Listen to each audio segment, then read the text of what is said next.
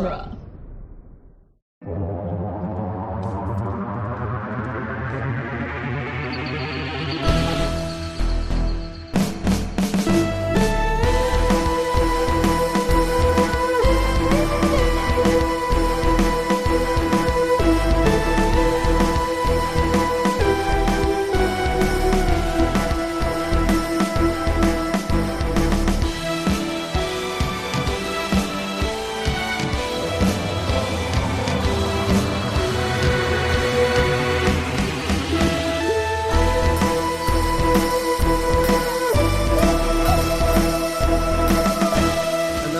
Of the Doctor's Companion. I'm Scott Corelli. I'm Cassandra Fredrickson. And I'm Nick Jimenez. And today we are beginning Doctor Who The Long Way Round, our sort of side quest series of podcasts in which we tackle every story in Doctor Who, one Doctor at a time. And today we're beginning with William Hartnell's first story, An Unearthly Child. But before that, we're going to tackle An Adventure in Space and Time, the sort of like story of how Doctor Who started, which was like a Mark Gatiss thing. But before we even do that, we've got some news to talk about. I mean, really, the big news that everyone's talking about is that Doctor Who's leaving Netflix and Hulu. Yeah. Bearing the lead. Ladies and gentlemen, Freebird. Roll with it, everyone. So Doctor Who's leaving Netflix and Hulu, which is actually unfortunate for us on this show because, I mean, I feel like in order to get people to follow along with us, they needed like really healthy access to Doctor Who. Right. They're not going to have it anymore. But the rumor is that there they go, Scott, the rest of our listeners. Yeah.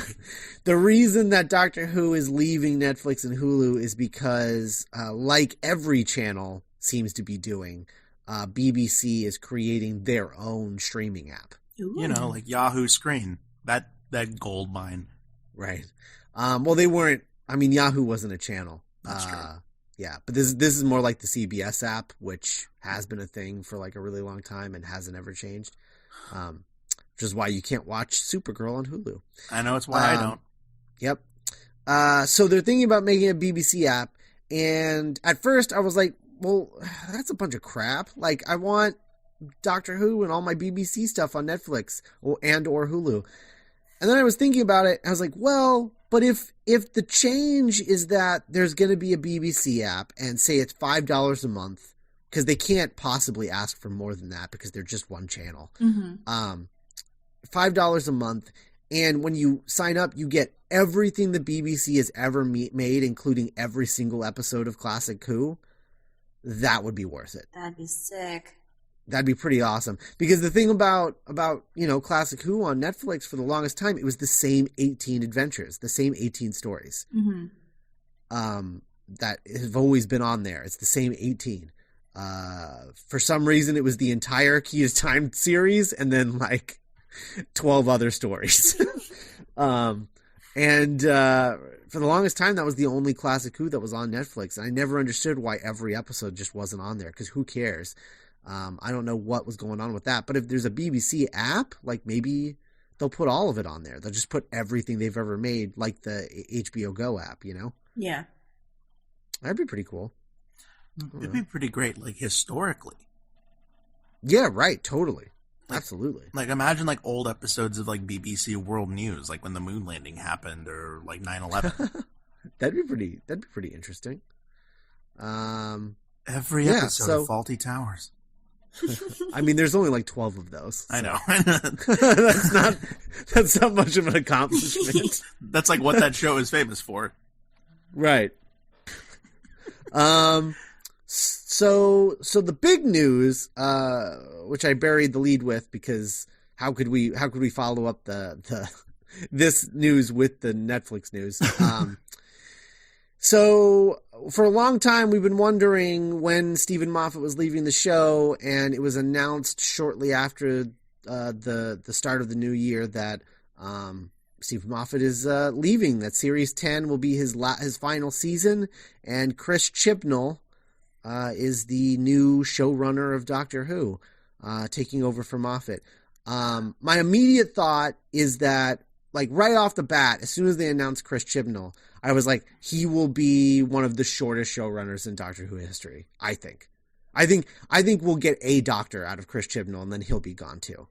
Because I just don't, for whatever reason, he just doesn't strike me as a guy who's going to stick with the show for that long. Tell us why. Based on his episodes, like, it just doesn't seem like he has the crazy amount of ideas like Moffat does, or Moffat did, I should say. So I don't know. It just I don't think he's going to be even if he's taking over the show. I feel like it's going to be a short run for him. I think it'll be like maybe 3 seasons, 4 seasons tops. But I think it'll be like 3. Of the 3 modern Who showrunners, I think Chris Chibnall will be the shortest. But I don't know. What are your guys' thoughts? Because we were hard on Moffat. We were ready for him to leave 2 years ago. And now, he just finished, in my estimation, the greatest season finale in Doctor Who history. And he's leaving. But he has a whole other season left, so that's something, I guess. But it's weird. We're in that weird space again where when Russell T Davies announced that he was leaving and Moffat was taking over the show, and we were like, oh, exciting, but man, that's a long wait because it's going to be a while. But I don't know. What are your guys' thoughts? Cassandra, what are your thoughts? Well, because you texted me, Scott, you were just like, Stephen Moffat's leaving, and I was like, oh shit. Well, yeah. But you guys text? Yeah. I'm kidding. Technology. But yeah, no, you were texting me, and I was at work, and I was just like, whoa, what? Because I know that we had been so hard on Stephen Moffat, especially like season 8. It's like, when is he going to leave? When is he going to leave? But now that he's announced it, it's kind of really bittersweet because season 9 was so incredible. Mm-hmm. And now I'm just like sad that I don't know. I'm sad, but also excited. George Washington's going home. Right. That's the thing though that makes Doctor Who great, right? Is like every time there's change, we as Doctor Who fans can simultaneously be really sad that one era is ending, but so excited for the next era. Yeah. It's moments like these that remind me why I continue to follow this show. Because there's nothing in pop culture is quite like this. It's almost the thing I can only really equate it to is like the changing of the guard in like a presidency or like a papacy. Yeah. I mean, or to go in the opposite direction, like Bond, when like Bond creative. But even when we get a new Bond, the Bond, the Daniel Craig movies have really taken an ownership of the Bond franchise, in a way that, if you could argue that after Connery, no single Bond really was a major sea change. I would argue more was, and so was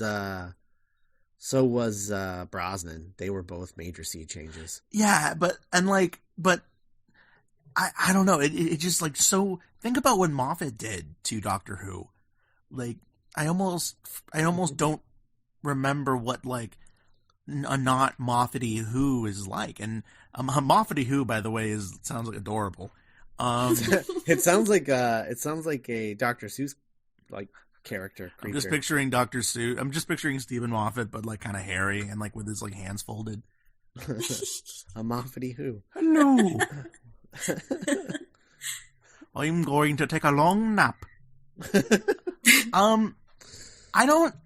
Yeah. I'm. I mean, I've been a Toby Whithouse trash for like 5 years. So I think we all have. We were all. Oh yeah. And what's funny is when they announced Chris Chibnall, all of the Woodhouse people that I thought we were alone on that. I thought that we were on a lonely mountain, where everyone else was on the Gatus mountain for some reason. Mm.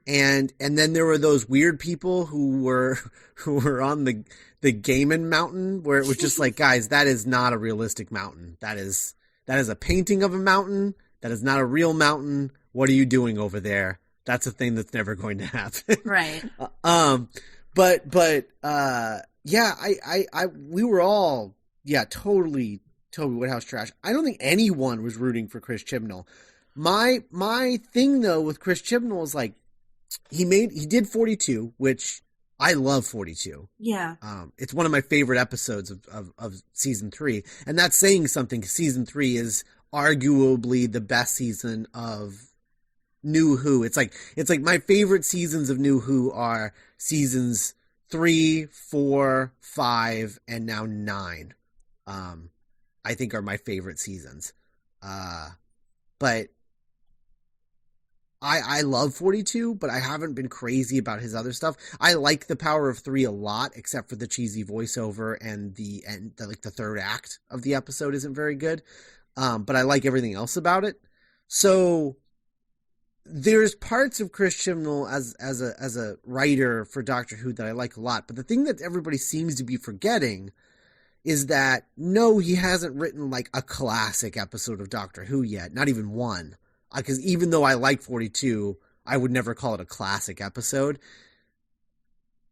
Yeah. He hasn't written a classic episode of Doctor Who. But since the last time he wrote for Doctor Who, he did all of Broadchurch. He'll have done the entire 3-series run of Broadchurch. And Broadchurch is incredible. So I feel like he's going to come back from that experience a better writer. And so I'm curious to see what he does with the show. It's interesting that that the new showrunner is almost like an outsider compared to how Moffat was, very much a part of the show, by the time he took over. But Chibnall. Well, I mean, he ran Davies ran the show differently. Sure. Davies tended to have he had 6 writers that wrote every season. They just kind of rearranged. Have which fun, episodes boys.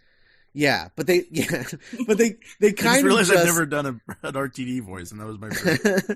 But he kind of just did those 6 writers just did episodes every season, whereas Moffat would run his writers ragged into the ground and then retire them and then get new ones every season, like racehorses.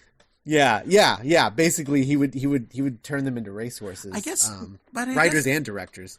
But Moffat was, and he's not dead, but he was more than a showrunner. He was the voice of the show.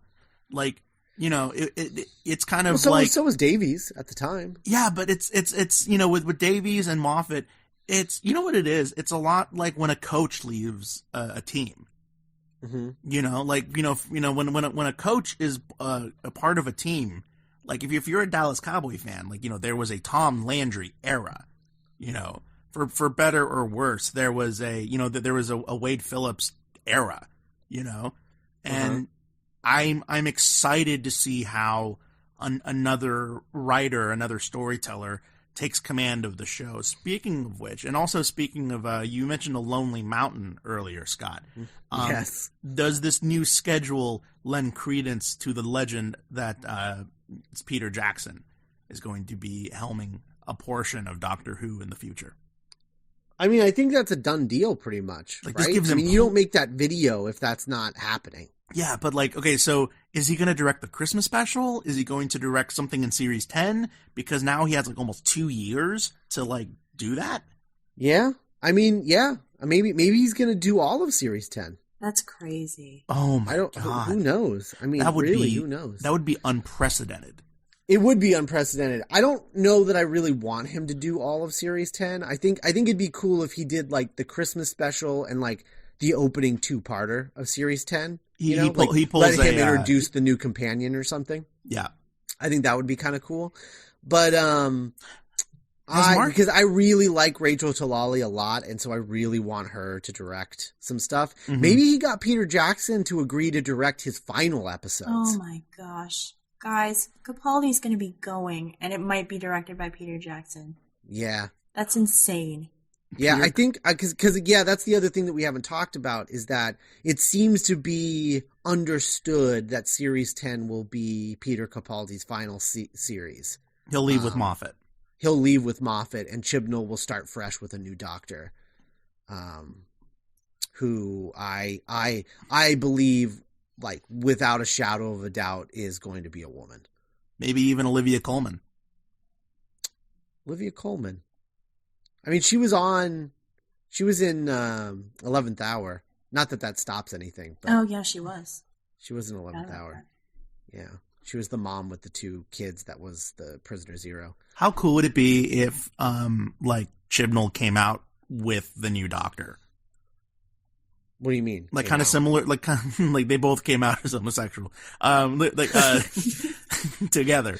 What if, no, like you remember that television special they did for Capaldi? Yeah, when he they'll do that again. How cool would it be if they're like, ladies and gentlemen, Peter, Tack. No, what if it was like Chris Chibnall came out with the Doctor for the first time? And I think that'll probably happen, but I don't think it'd happen at the same time. I think Chris Chibnall will come out first. Oh, sure. And set up his reasoning for picking this new person to play the Doctor. To play 13. When I first decided to be, it'll be that kind of move. Yeah. Oh yeah. And totally. and he'll be super vague on pronouns, and then the Doctor will come out, and it'll be Haley Atwell, as it should be. She comes because this is why I think it's perfect, because Agent Carter is gonna get canceled this year because you guys are lucky you got a season 2. Yeah, no, it opened and they're like, everyone was like, oh man, it opened to the worst ratings it's ever had, and then the second episode aired this week, and it was just like, and they got worse. Oh no! So that show's getting canceled, which means she'll be a free agent. Of S.H.I.E.L.D. Yeah, and get to. I didn't even realize I did that. That's funny.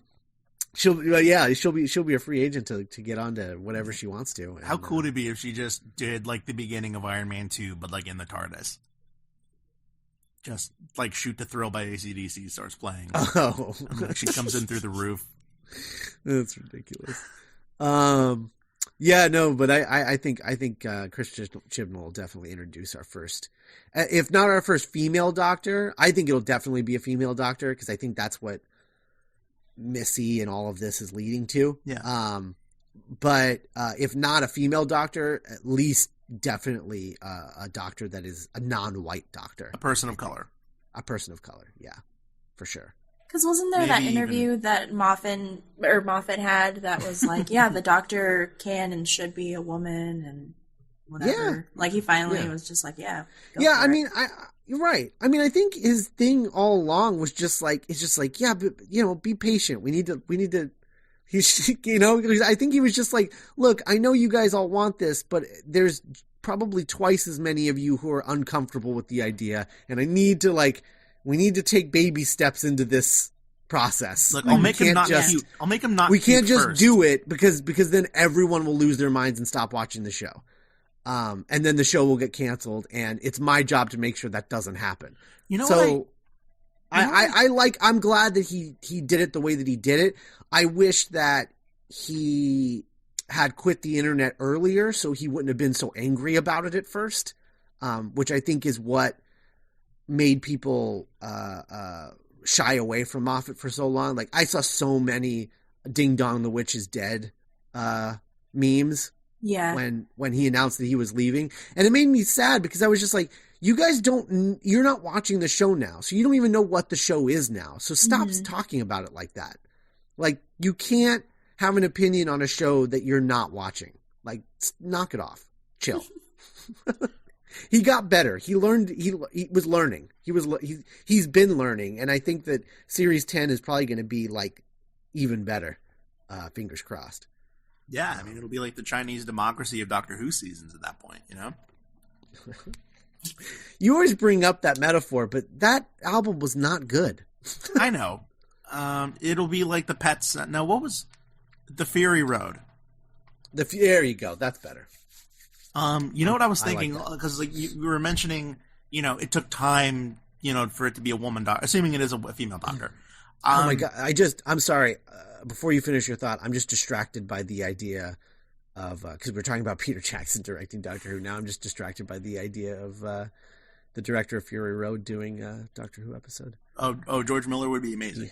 George Miller directing. Charlize Theron would be a great doctor. Oh my God! But here's the thing. So I was thinking about, okay, well, who do I want the next doctor to be? And I was like, Haley Atwell. Because first he was cute, right? He was cute for like 2 doctors in a row. And then they were like, okay, now he's going to not be cute. He's going to be old. Are you guys cool with that?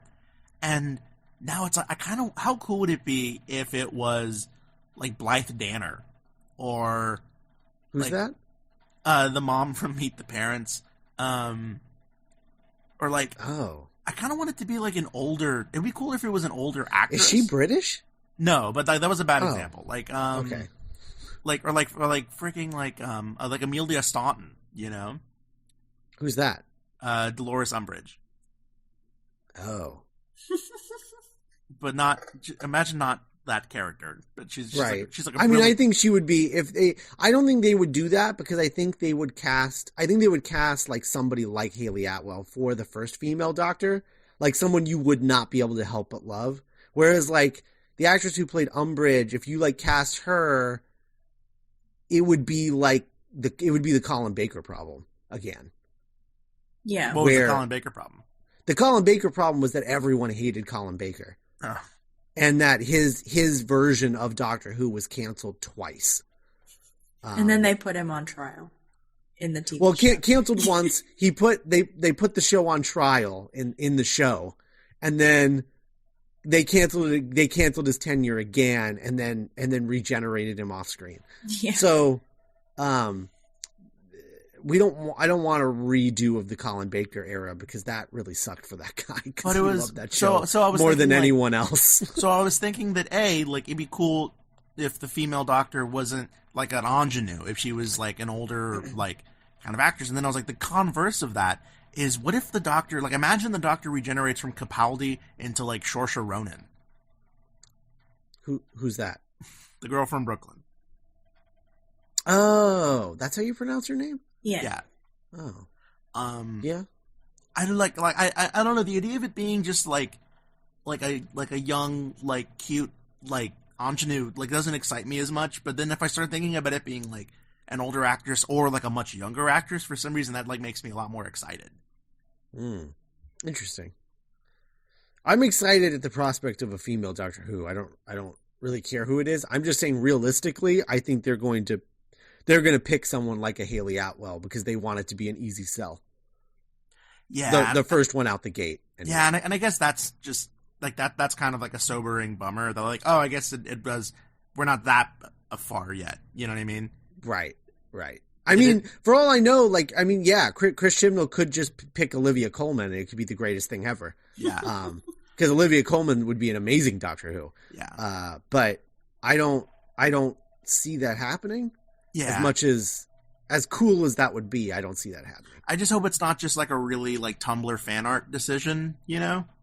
Like, yeah. I hope it's like a result of like, oh my gosh, this person, this actor is insane. I hope it's not like, because then otherwise then it's just like a League of Their Own, where it's right. Check it out, she's wearing a skirt now, she's ready to sock that Dalek in the jaw. You know what I mean? Right.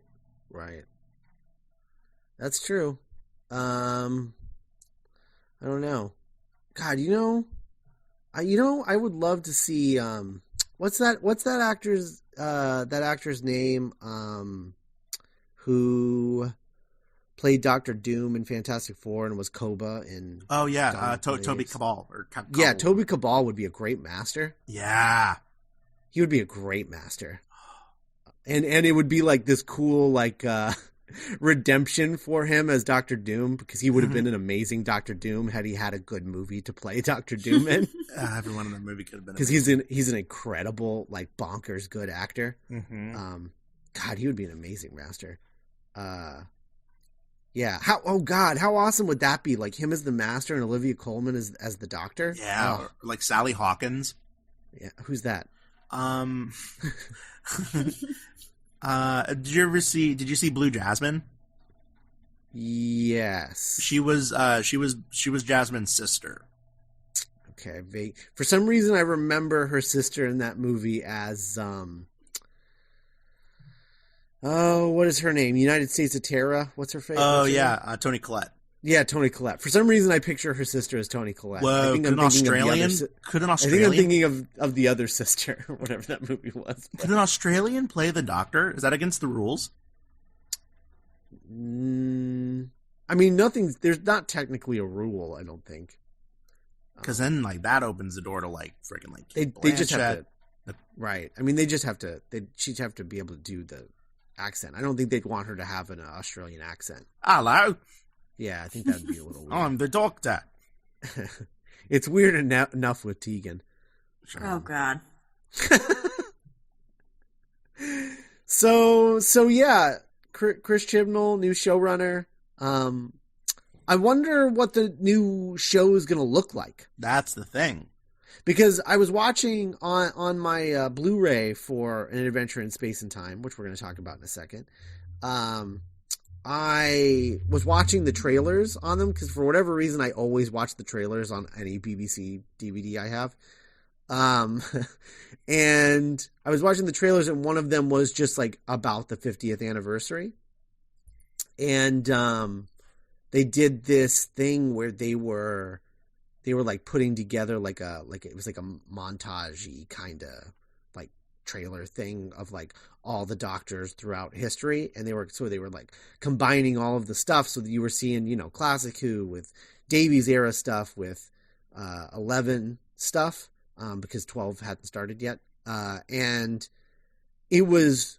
What struck me was how, because it's been a while since I've watched a Davies era episode now, because I don't think we covered a Davies era episode for like a few months, for a real good chunk of time. Like I think the entire summer or something like that, before Series 9 started up. So it had been a really long time since I had revisited anything from the Davies era, and seeing the Davies era compared to the Moffat era, it was like night and day. And I was like, oh, wow, I didn't realize how dated the Davies era looked now. And so I'm wondering what that step up from Moffat to Chibnall is going to look like. What's the new TARDIS going to look like? Oh, my God. So exciting. Yeah, watching those Davies episodes, it's like watching the first two Harry Potter movies and then immediately jumping into the third one. You're like, oh, God. Like the tone, yeah, right. Like the color palette, like everything is like so different. Mm-hmm. So yeah, that's a good point. Like, what is the like aesthetic of the Chibnall era? Right, because Moffat shifted the aesthetic a little bit from 11 to 12. Yeah, there was definitely a change, but I'm curious to see if it's going to be a slight shift, like 11 to 12, or if it's going to be a massive shift like 10 to 11. I don't know. I think if this show has taught me anything, I think the actor they choose will have a lot to do with the energy that the show has. Most likely, yeah. Because, like, you know, we've heard about, like, you know, like famously after Tenet, the series was supposed to look a lot like Series 8 and 9. But then Matt Smith happened. Mm-hmm. Mm-hmm. That's true. Yeah. I'm definitely I'm excited, you know, like new stuff in Doctor Who is like, that's what makes being a Doctor Who fan so exciting, is like the constant regeneration of the show. Yeah. And I have a lot to say about that as we go into an Unearthly Child. All right, awesome. Well, let's talk about An Adventure in Space and Time first, before we get to the main event.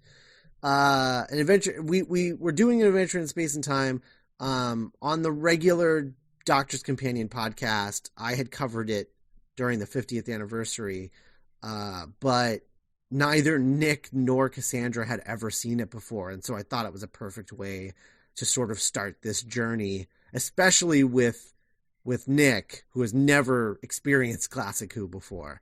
I thought it was a really good way of giving him sort of a baseline into Classic Who. So if you ever want to get into Classic Who, An Adventure in Space and Time is like the perfect place to start your step into it, because it'll get you emotionally attached, I think, to Hartnell and the First Doctor. So let's talk about it. Adventure in Space and Time, written by Mark Gatiss, directed by Terry McDonough, who was mostly a TV director, although he did direct.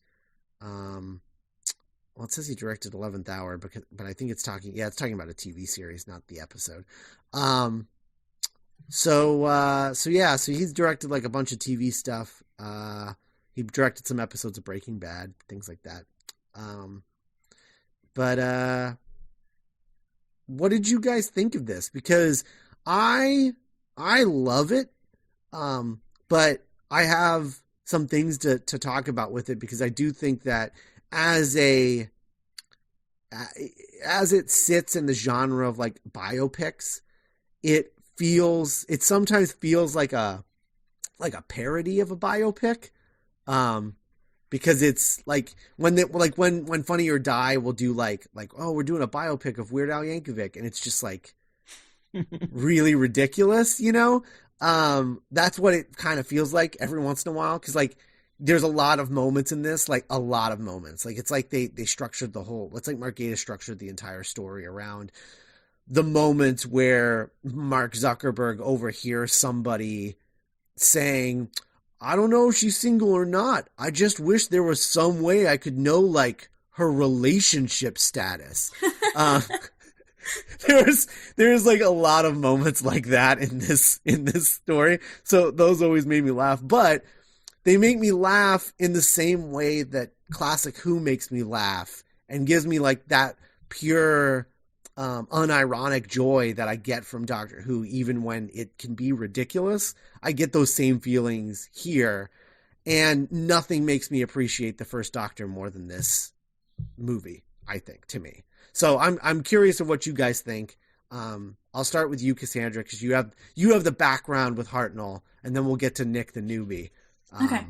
But yeah, what did you think of it? It's interesting that we're actually starting with this one, because I hadn't seen Unearthly Child in a really long time, so I actually watched that first. Oh, okay. Yeah, so I was just like, okay, well, they're probably going to have like bits of this in the biopic, so I'll just watch this first to get reacquainted. And then I jumped into An Adventure in Space and Time, and oh my gosh, I love it so much. Right? Best thing Gatiss has ever written, hands down, period. No question. It was so good. I actually bawled at the end. It was really bad. Yeah. I cry twice every time I watch it. I cry at the end when he's leaving the show, and I cry when he sees the kids in the park. Oh. Like when he sees the kids, when he sees the one kid and then he turns and there's like a ton of kids and then he's playing with them in the park. I weep. It's terrible. Yeah, I loved this way more than I thought I would. And oh my God, he looks so much like Hartnell. It is uncanny. Especially just watching Unearthly Child and then going into it, I was like, oh my God, that's crazy. The only thing that he's missing is he doesn't have the same voice and his teeth aren't the same, because Hartnell's got those fangs that are he's got very distinctive fangs that he kind of looks like he's mid werewolf transformation sometimes. Or British. Or British. And there. Oh, did you hear that? That was all of our British listeners believing the show. Sorry, bye. Yeah, no, definitely. It's uncanny how good he is as Hartnell. Really good. And the actress that they got to play Jacqueline Verity? Hill also looks... Oh, Jacqueline Hill. Oh. Yeah. Like, she looks Yeah. like Barbara. Like, her face, like, her profile, I was like, oh my god. That's crazy. And I loved the actress who played Verity, too. She did a really good job. Yeah. Okay, well, before we get into real, like, the minute details of it, Nick, what were your thoughts? Because this is, like, kind of your crazy backwards introduction to classic Who. So what did you think? Yeah, I bought this like 3 years ago. Mm-hmm. It's been on my iTunes, and I just, because like it came out on iTunes with the 50th, like everything, Right. like the Brian Cox special and all that stuff. And Right. I just, when This was the Brian Cox special. the other Brian Cox special. Ew. And yeah, so I never watched it, and then like, hey, we're doing this as well as Unearthly Child. I'm like, oh, cool, I can finally, vindicate that $1.99 I spent in 2013, and so I watched it, and yeah, it was just it was a love letter to Doctor Who, and there's really nothing. It's nothing more than that, but I mean that in a nice way.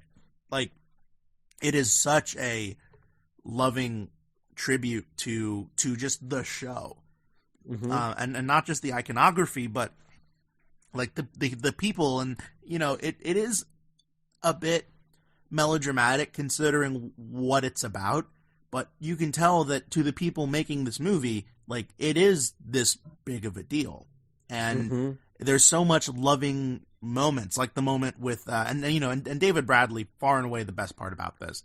I'm actually surprised that he didn't win like a BAFTA or anything for this. That is odd. Yeah. I think he did win for Broadchurch though, so it's not like the guy's uncelebrated.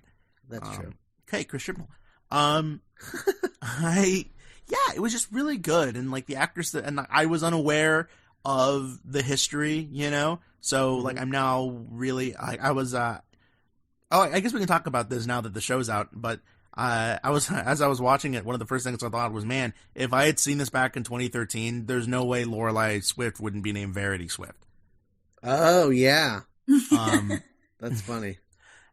But it was, and it was just so fun, and it was short, and it was just like a sweet like hug, and I can only imagine like what watching this in the midst of all like the 50th anniversary hype and goodwill would have been like. Mm-hmm. It's pretty great. It's pretty great. And it's if you love like Saving Mr. Banks or like Trumbo, it's great. Like I think Scott I think also if you like That Thing You Do, I think it has a That Thing You Do kind of vibe to it. Yeah, it's just a really good showbiz movie. Yeah. Really good. Really good. What I was surprised about, well, first of all, I want to talk about the background of it, because Gatiss, this is something that Gatiss has had written and has written multiple drafts of since 1999, when he was originally trying to pitch it to the BBC as a thing that he wanted to get made, because he felt there was a story here to be told. And he tried to get it made during the 40th anniversary, but the 40th anniversary was in 2003, 2 years before the show had returned. And so BBC was like, nobody wants to watch this. Why would anyone want to watch this? And so they didn't make it. And I think that's really interesting that he was like trying to show that. I think it adds meaning to it that he was trying to prove that Doctor Who mattered in a time where it didn't. Yeah, that actually really endears Mark Gatiss to me. Like, yeah, just knowing that he's been that passionate for so long. Right. Absolutely. Man, Mark Gatiss has really shaped modern Anglophilia. Yeah, a little bit. The other thing that I was surprised about when I watched it, and I get surprised every time really, is like a couple of things. One, I'm always surprised at how feminist the movie is. Like it really does have like this feminist perspective of just like this show that everyone loves was started by a woman. Yeah. You know, it was created by Sydney in this insane, incredible, cartoonish, crazy performance by Brian Cox. That's just the greatest thing ever. Like you have to expect like Roger Rabbit to walk out of his office. Yeah, oh yeah, absolutely. It's phenomenal. But Verity, like, you know, was the mother of the show. He basically just gave her a folder with the basic idea, and then she turned it into a television series. And so I was surprised by that and how it was dealing with the politics of men and women in the 60s in English television. And people of color. Right, Mm-hmm. and that was the other thing, right? People of color and homosexuals, both. Mm-hmm. Because, you know, it was the film was not so subtly hinting that he was gay. Whereas Hussein, that he was also gay. So not only was he a person of color, but also gay. So like he had all kinds of things going against him. But it was I was surprised by that, about how creating this show was just like this crazy uphill battle for these two people, for a show that was basically given to them. Yeah, and they were like really given carte blanche to do whatever they want. I mean, the Brian Cox's character did have certain. I mean, one of my favorite scenes is the scene where Verity like passionately defends the Daleks. Yes, so good. I really love that. But I also love that it starts off as a Verity movie, and then it turns into a Hartnell movie because, like, it's interesting because it's not a thing that should work. Like, you shouldn't be able to shift your focus like that. Yeah, I mean, she kind of leaves the movie once she leaves the show. Right, exactly. She totally leaves the movie. She's gone. But the reason that I think it works is because it's almost a statement on, like, Hartnell was in this show for so long that he outlived the main character of this movie. Like, like that he was on the show that long that he just, yeah, like it added to it. I think it added to that moment of him like taking those photographs for like that third season, and he's with like these two people that he has like no relationship with, and it's just like, oh my God, I'm still doing this. Like, and it's so good. Like, he had nobody there for him anymore, but he was still doing it. He was the only one that knew how to turn on the TARDIS. Then that was the other thing too. I love that they depicted William Hartnell as the Doctor, basically. Yeah. Like, they were basically saying, like, yes, this TARDIS is a set, but William Hartnell knew how to use it. Mm-hmm. Just like the Doctor knows how to use the TARDIS, William Hartnell knew how to use the TARDIS set. Loved that. It was beautiful. What did you guys think of Matt Smith's guest appearance? Skynet? Oh my God. That is the part where I started crying the hardest, actually. Because it's been a while since we'd seen him, because, you know, it's Capaldi every day, but like, oh my gosh, it reminded me not only how much I love Matt Smith, but just how much I love the show. Yeah. Yeah, there's almost kind of an added bittersweetness to that scene now. Yeah, because he's gone. Yeah, like even this era has passed. Right. Yeah. Oh, and I loved the opening shot being a police box that was actually in use. Yeah. And the guy, the cop coming up to William Hartnell's car window and like telling him he needs to move along now. Like, it's time for you to go. You need to go. It's time to move on. Like, just was like, oh man. And also a really elegant, cool way to also pay homage to Troughton. Yeah, for sure. I think that guy's a little weird, casting wise. He doesn't really look anything like Troughton, and he was kind of doing like a cartoony version of Troughton, I felt like. I did like him more this time than the first time I watched it, but it's a little weird. It was a little weird. That being said, I could take one of these for every era. Make one of these every like 5 years. Give me another one of these. I mean, the Moffat one would basically be King Lear. And we'd get it in like 40 years. It would be, the Moffat era would be for like the 100th anniversary. It'd be cool if like every Doctor had like cameoed in this.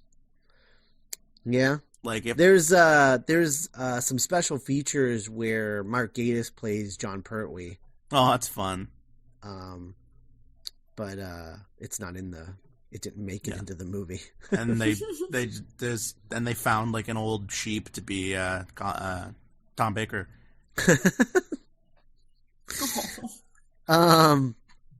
Yeah, so I really like this. My only regret with this movie is that I was just like, really? You're gonna make this movie and you're not gonna show me Terry Nation? Like, oh my god, yeah. You're not gonna let me meet the insanity that is Terry Nation?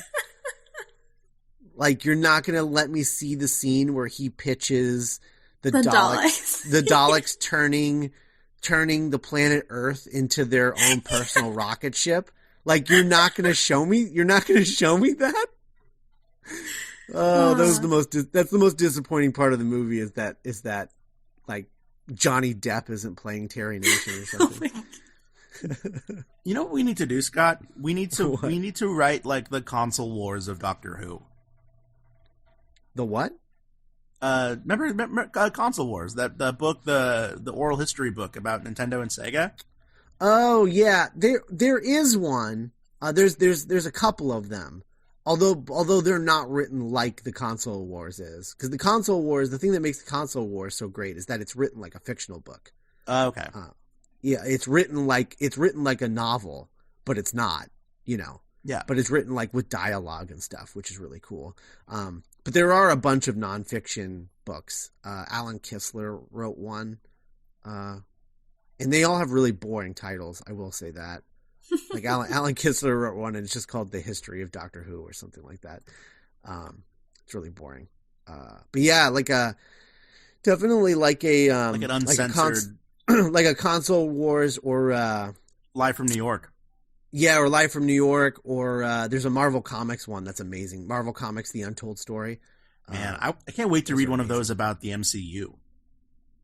Yeah, that'd be cool. Just like Kevin Feige being like, I don't care what he says. Don't let Alan Taylor anywhere near the final cut of Thor: The Dark World.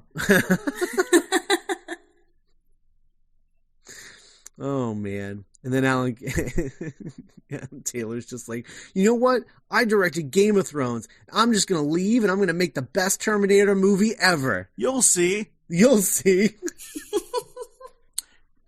I didn't know. You know who was almost Sarah Connor instead of Emilia Clarke? Brie Larson. Yeah, I remember that. Really glad. It was between her and Emilia Clarke and Tatiana Maslany. Oh, wow. Mm-hmm. And instead, Brie Larson made room. Good for her. Good call. She made the right choice. Every day she sees the wreckage of that ship from her window and drinks some green tea and just says, "Good job, Brie." So yeah, I want one of these for every era. I want a Troughton one about him trying to live up to Hartnell and everything, and I want a Pertwee one because that would be incredible because Pertwee is amazing. We should do like Doctor Who Drunk History. I've wanted to do that forever. I've wanted to do a Doctor Who Drunk History. Let's do it when you come over this weekend. But I would want to do it like ongoing. Yeah. But yeah. I've always wanted to do like a video show that was like a Doctor Who Drunk History, but it wasn't behind the scenes so much as it was like drunk stories. History recreation of the old series. That would be amazing. Yeah. Yeah. Of me talking about like what happens in an Unearthly Child, but like drunk. Oh God. And then doing the recreations of it. And then get Morgan and Chelsea and like me and right to recreate it. It would just be so. I mean, as cheap as the sets and stuff would be, they would still be expensive because you'd still have to make them. We So could just do a Death and Return of Superman style. even that though, that's still money. That's still true. costs money. Everything costs money. Well, money that I don't have. That's what I'm saying. I'll pay for it. You don't have money either. I have a job. So do I. It doesn't mean I have money to blow. Anyway, I have more than I had. if you guys want us to do Doctor Who drunk history episodes, No, we tried that. You can donate to. Oh, okay. You can donate to using the new PayPal donate button on the website. Just in the notation, say this is only for Doctor Who drunk history. Hashtag Doctor Who drunk history. Hashtag drunk yes. Hashtag who's a good dog. Oh, so everybody loved this. That's good. That's good. I think it's really great. I was surprised at how well it held up. Because I watched it 2.5 years ago or whatever when it first came out, and I was watching it. I was just like, man, I love this. I want to watch this all the time. It's so good. It's so good. Because I'm not the biggest fan of the Hartnell era, so watching this movie helps a lot for me. Oh man, one thing I really appreciated about it though was like all the it had just enough fan service. Like all the different nods to the different stories, like with the Daleks going over that bridge and it's all foggy. Oh, yeah. And I was like, oh man, that's amazing. Yeah, or when Hartnell is smoking in his Marco Polo outfit. Yeah. Oh man, Yeah. Forever bummed that Marco Polo doesn't exist because that's my favorite Hartnell story ever. Yeah. And with the whole, the Zarmies from Web Planet, I was like, oh man, I love this show so much. It makes really me good. so happy. Yeah. Oh, awesome. So awesome. And then the opening shot of the Cyberman who's the smoking. Cyberman, yeah. That's so good. The 10th Planet Cyberman. Oh man. Mark Gatiss was just giggling the entire time he was on set. Yeah. Oh, for sure. For sure. Yeah, so good. I love that. He's such a nerd. They're all such nerds, aren't they? They are. That's great. All right. Well, let's talk about the reason we're here. We're here to talk about the first Doctor's first story. Now, we are only talking about part 1 of An Unearthly Child because I think that part 1 has basically nothing to do with parts 2 through 4. So I decided to separate them because I think there's a lot to talk about in the first episode, but there's only as much to talk about in the first episode as there is in episodes 2 through 4. So yeah. I thought it would be a good idea to divide them up. So next time we talk about we come back to Hartnell. We're going to talk about 10,000 or 100,000 BC and the cavemen, but we'll get to that later. We're only talking about the very first episode of Doctor Who called An Unearthly Child.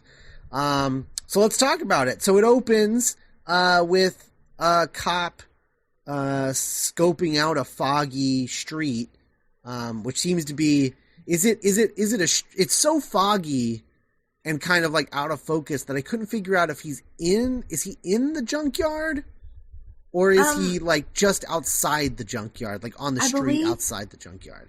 I believe he's just outside it because there's that shot with the flashlight and then it's on the gate. It's the address. Okay. Yeah.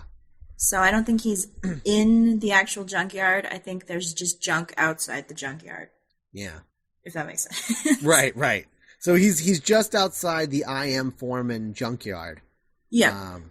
And we hold on a police box, and then we cut to teenagers leaving class, and there's this one beat where these two girls kind of step up to right in front of the camera, and then they're talking about something, like a book or something, and this kid walks up behind them and is just like, oh yeah, very interesting, like mocking them, and it's the most realistic acting you'll ever see in classic Who. Yeah. Like every time that happens, it always throws me off because it feels like I was like, oh, am I still watching the recreation from An Adventure in Space and Time? Because it doesn't feel, it feels like a modern moment in a really old thing. Like the acting is so natural in that moment. I just find it really impressive. Who was that extra? I don't know, but it was really, I was really surprised. It was really great. So after all the class is leaving, we follow Barbara, who is a teacher of history, and she goes into the classroom of Ian, who is another teacher of science, and they're talking about a student named Susan Foreman, who is a little weird for both of them.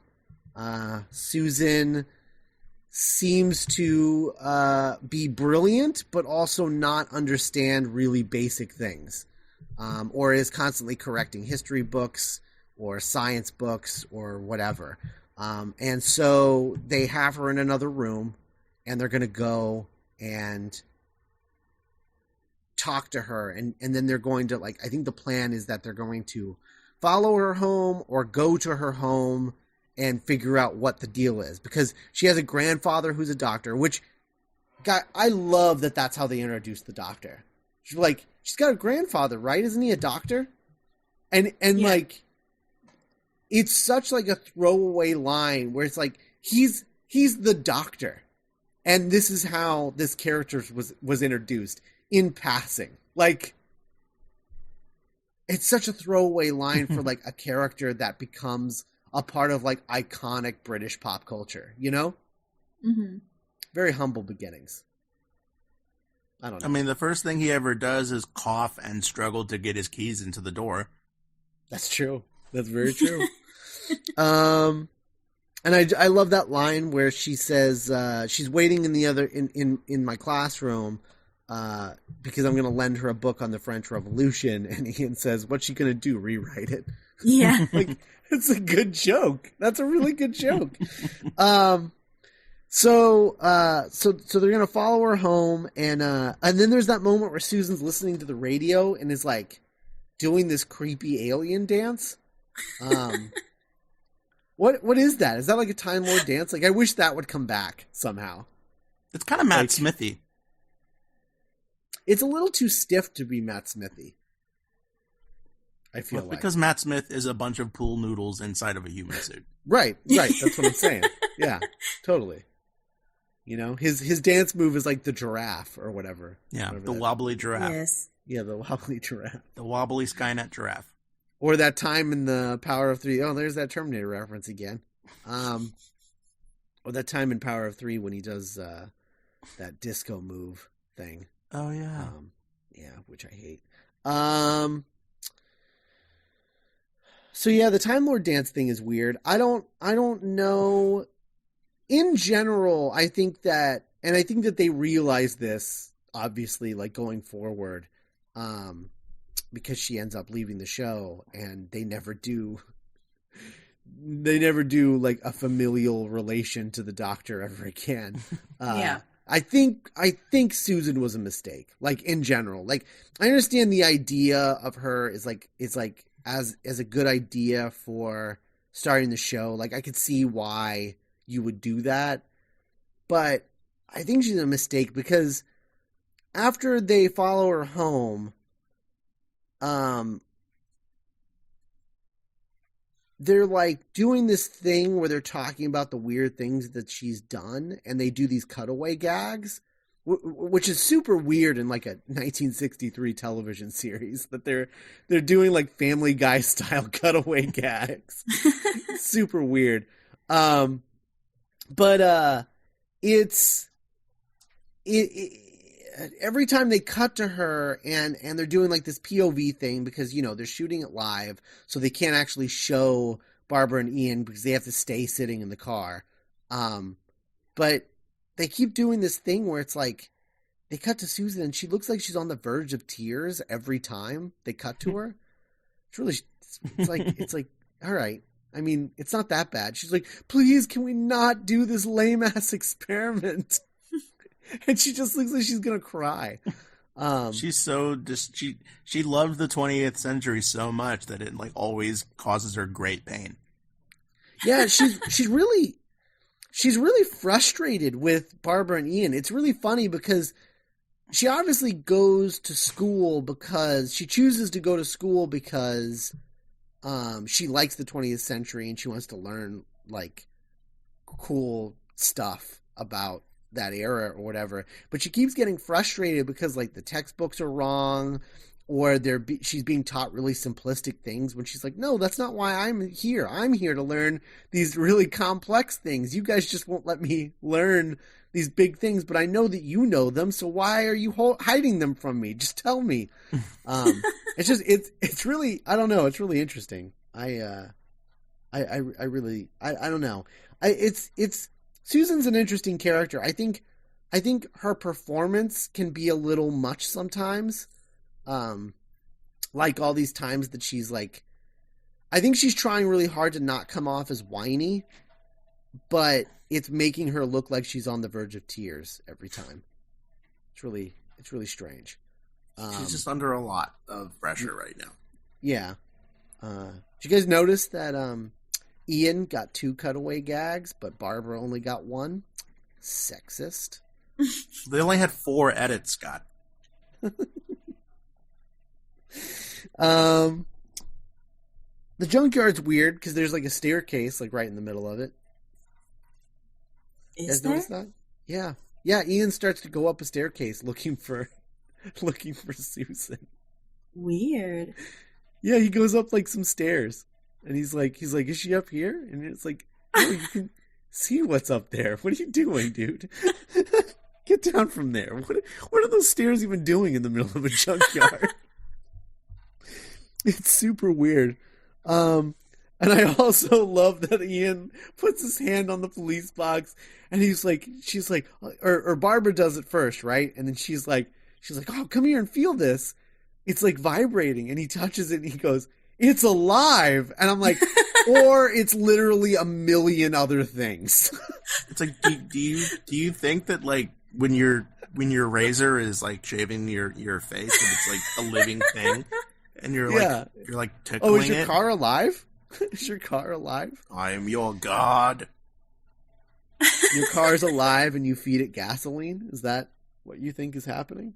That's science, Scott. That's science. Ian, not a good science teacher, as it turns out. Not a good science teacher.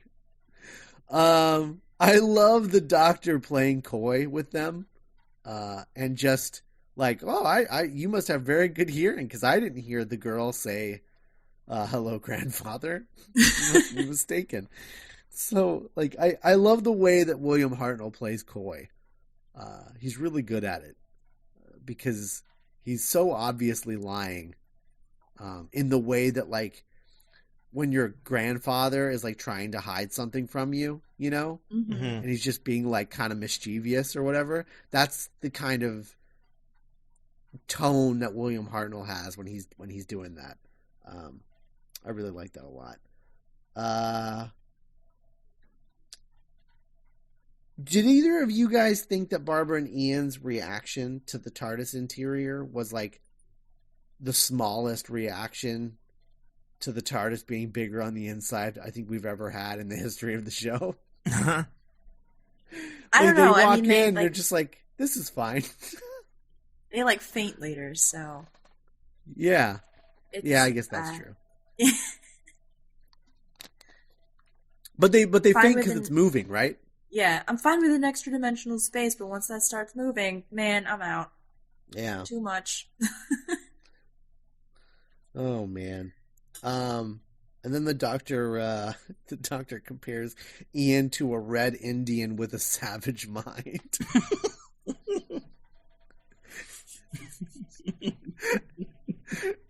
It was, oh boy.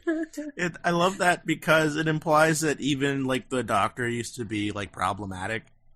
Right? A red Indian with a savage mind. Remember the red Indian with whose savage mind saw could not comprehend a train and thought that it wasn't real. Yeah. You're like, what? That's famous. That was actually the first line of Tom Baker's memoirs. Oh, red Indian with a savage mind. Woof. Oh boy.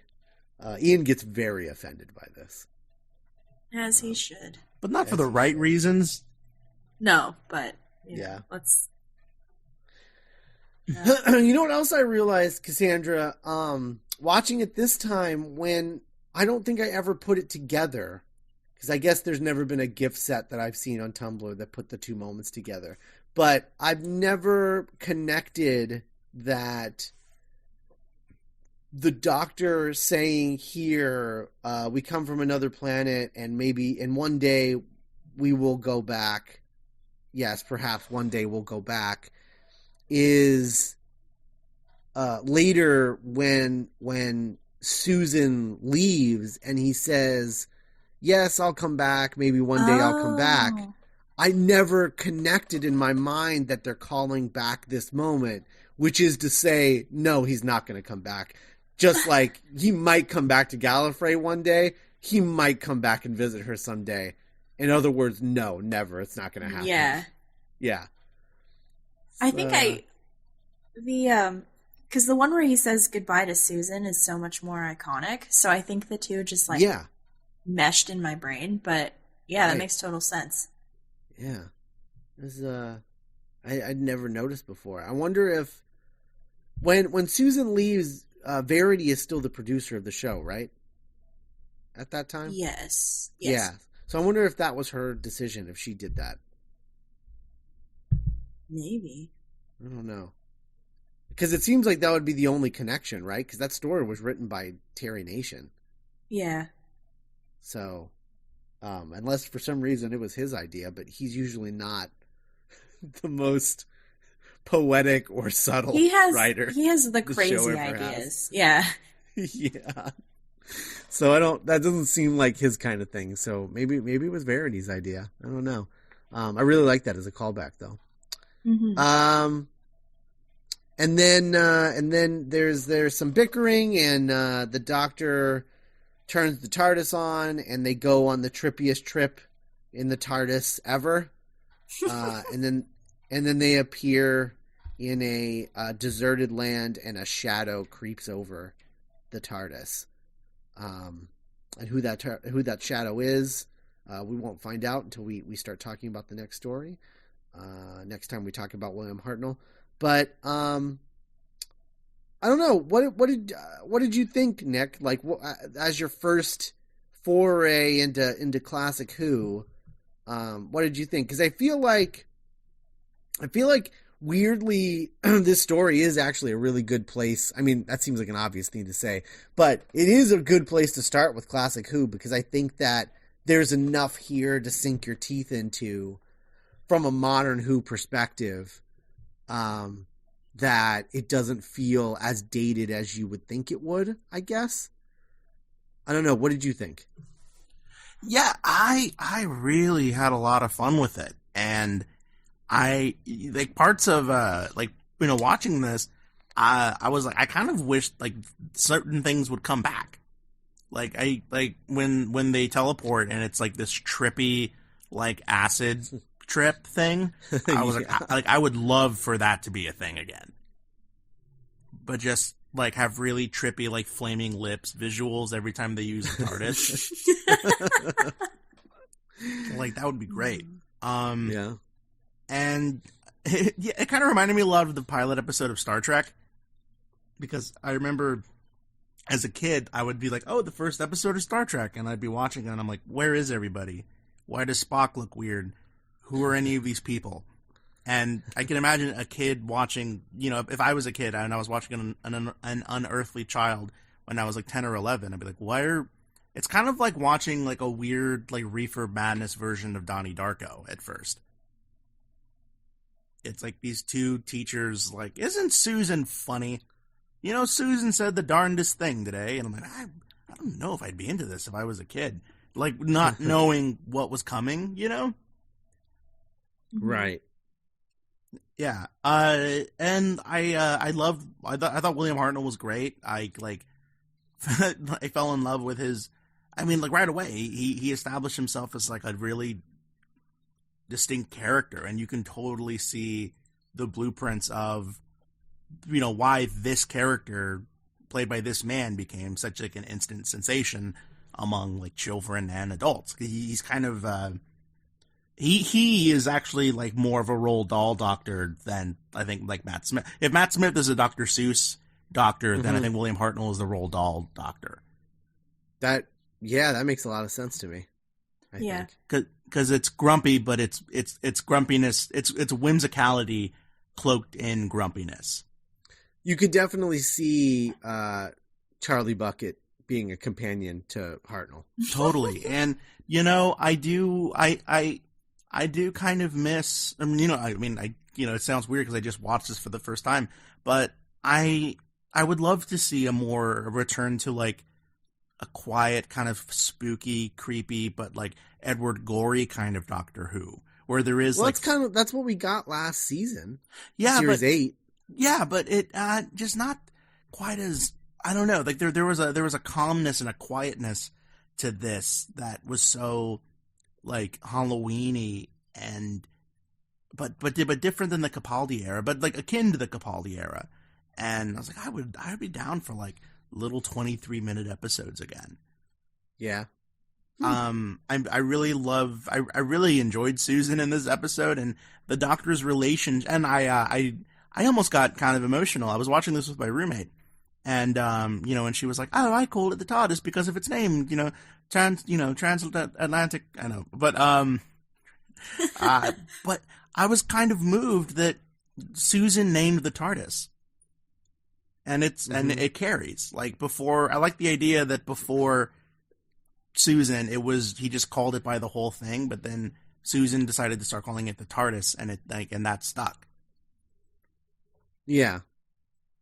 I'm sure that's. I think it's pretty much been retconned at this point, but yeah, I know. Yeah. And as I was saying it, I'm like, they probably came up with a dumb sci-fi reason now, but I don't know. In that moment, I thought that was sweet. That, like, for maybe Susan named it. Yeah, like, I was really entertained by it, and it really made me love the story in a deeper way, because, like, this was, the beginning. Like, right. This was his first incarnation. This was his first life. Susan was his first companion, and I could actually sort of see other companions make more sense. It kind of made me understand the character in a basic way. Where I'm like, he had this. I mean, I don't know if this has been retconned, but he was like, he had this, like, connection with this human, with his granddaughter, with family, and, like, that ended for some reason, and now he's sort of just, and it kind of makes why all the companions are young girls sort of not be creepy anymore in my brain. I mean, I've never put that together before. Oh, that was all. He's just been trying to replace Susan this whole time. Oh yeah, that was all I kept thinking about. Was like, that's really sad. Like, now Clara makes more sense, and like, Amy and Donna. It's just an old man taking care of his granddaughter. Right. Oh. Really? Well, it actually makes 10 in Rose. It makes me hate 10 in Rose even more. Because it turns into dirty grandpa.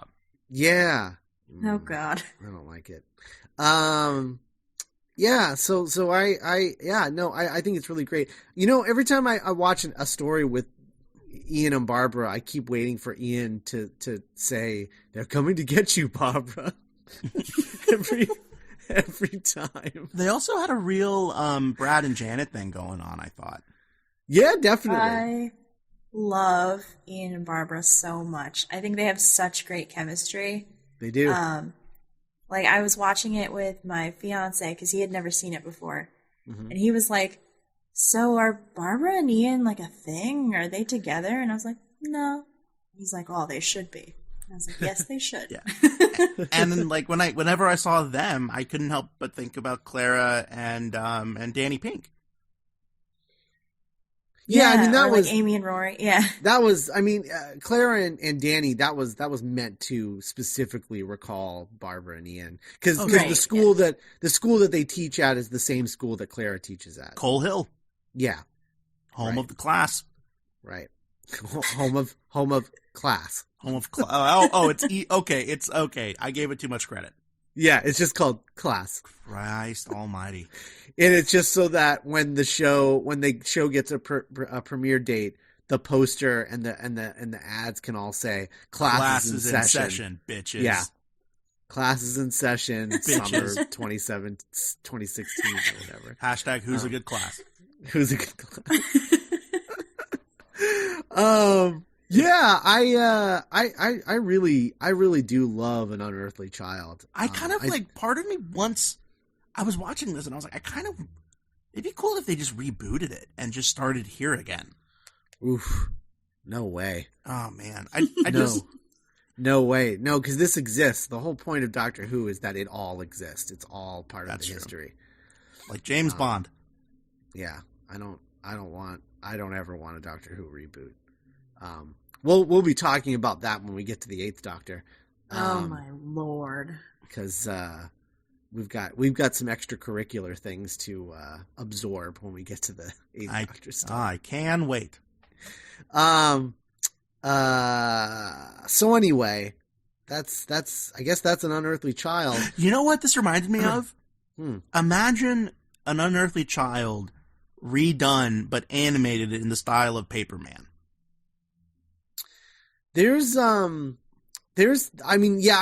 I've always said that it would be really cool if they animated, like, I feel like they could get a lot of mileage out of Classic Who if they animated it all and used the same soundtrack. Yeah, but imagine, like, getting, like, the guy that did the Book of Kells.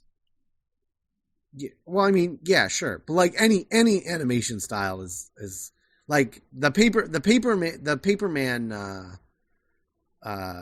style is, I think, what I was specifically thinking of. Because do you remember around the 50th anniversary, there was that animation going around of, like, it starts as the first Doctor, and then he, like, takes off his jacket and turns into the second Doctor. Oh, yes, and then, yeah, I do. Yeah, and it just keeps transforming into all the Doctors in, like, a loop. Mm-hmm. That animation style, doing, like, a Classic Who animated series, or even like brand new adventures with the classic Doctors as a cartoon series, yeah, I think would be awesome. I think it'd be a really cool way to rejuvenate those old eras without like having to reboot anything. Sort of like what Buffy the Animated Series is going to be. Right. Which is like you can even get David Bradley to play Hartnell, like play the first Doctor, like as the voice in those stories, or Sean Pertwee to play John Pertwee. Right? Yeah. Oh, that'd be great. I'd love that. Oh my God, that'd be so phenomenal. And David Tennant can play Glory Hair era David Tennant. People age. Yeah. I'd be a big fan of that. That'd be really cool, I think. I feel like Matt Smith especially would be enhanced by animation. Yeah, I mean, I wouldn't do those eras, at least not for a long time, because like the whole point of the animation thing would be to like get like kids on board with like those early Doctors. Like, how awesome would it be to like meet some like 8-year-old kid and you're like, who's your favorite Doctor? And he's just like, I love the second Doctor, you know? Like, yeah. That'd Patrick the Trout. That'd just be so rad. Like, that'd be so rad. Yeah, totally. And you'd be able to redeem, like, Colin Baker because he would look amazing in animation. Oh, my God. He's, like, made for animation. Yeah. Oh, he'd be so cool. Yeah, I would love that. That'd be pretty awesome. And also, it'd be a really cool way to, like, recreate the Lost episodes. Oh, totally. That'd be a really neat way to do it. Or like, imagine them animating like unused Douglas Adams scripts. Those were not as good as you think that they are in theory. Yeah. Yeah. You're going to be very disappointed when we get to the Douglas Adams seasons. I know I was. Yes, very much so. So long and thanks for all the fish. If only. So that's an Unearthly Child, and that's the first Doctor's first story. Goodbye, William Hartnell. Your first step into a larger world, Nick. Yes. Welcome to Classic Who fandom. Next week, we're going to begin Patrick Troughton. We're going to do his first story, or the first half of his first story, because his first story is 6 parts. And we've made a decision that anything over 5 parts, I think, was the rule. Because there's 2 or 3 stories that are 5 parts. Or something like that. Yeah. So anything over 5 parts, we're going to divide into 2 episodes so that it's easier to tackle in a week's time. So we're going to do Power of the Daleks parts 1 through 3 next week. And the thing about Power of the Daleks is that it is a story that does not exist. So Nick, you're jumping in the deep end next week. And it really sucks that it doesn't exist because it's one of, if not like arguably the best Dalek story ever. And oh yeah, arguably, and it doesn't exist, and it's also Troughton's first story, and it doesn't exist. Like it's just like a 1-2 punch of like, oh, that sucks. It sucks that this doesn't exist. Yeah. But anyway, so for the next 2 weeks, we're going to be covering Power of the Daleks. Next week will be episodes 1 through 3, and the week after that will be episodes 4 through 6.